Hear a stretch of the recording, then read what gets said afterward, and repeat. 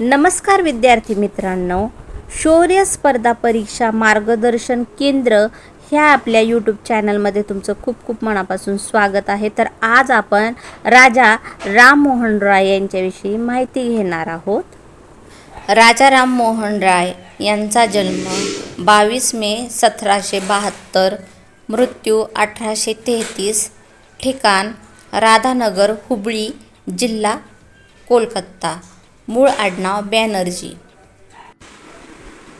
त्यांचे पणजोबा राय यांचा रॉय म्हणून संबोधले गेले म्हणून रॉय आडनाव झाले। राम मोहन यांना राजा हा किताब दिल्लीचा दुसरा बादशाह अकबर याने दिला।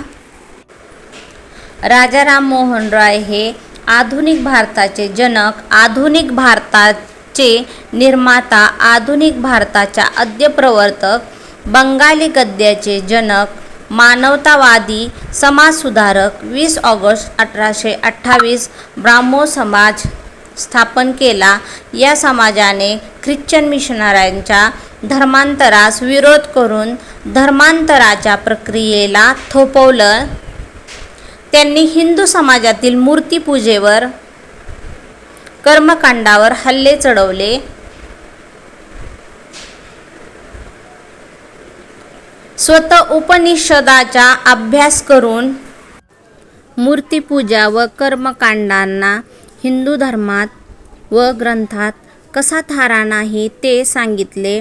खरा धर्म प्रेम, भूतदया, बंधुत्व व मानवतावाद याची शिकवण देतो आणि ब्राह्मो समाज देखील तेच देण्याचे काम करतो। धर्म हा समाजाचा आत्मा आहे। कलकत्त्यात हिंदू कॉलेज 1817 पश्चिमात्याप्रमाणे शिक्षण मिळावे म्हणून काढले। धर्म हा समाजाचा आत्मा आहे।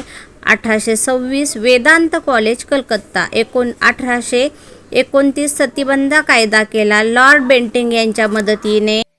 तर इथे लॉर्ड बेंटिंक आहे। 19व्या शतकाच्या सुरुवातीला जातिभेदाविरुद्ध हिंदुस्थानातील पहिला आवाज उठवला। 1823 मध्ये दक्षिण अमेरिकेतील स्पॅनिश वसाहतींना आपल्याच मायदेशाविरुद्ध बंड पुकारून स्वतंत्र घोषित केले। अखिल मानवजातीसंबंधी प्रेम व कणव व्यक्त होतो। 18व्या आणि 19व्या शतकात भारतात घडून आणलेल्या उल्लेखनीय बदलामुळे राजा राम मोहन राय यांना आधुनिक भारताचे पुनर्जागरणाचे जनक म्हटले जाते। त्यांच्या कृतींपैकी सर्वात लक्षणीय म्हणजे क्रूर आणि बर्बर सती प्रथा काढून टाकणे। 27 सप्टेंबर 1833 मध्ये 61व्या वर्षी राजा राम मोहन राय यांचा मृत्यू इंग्लंड येथे झाला।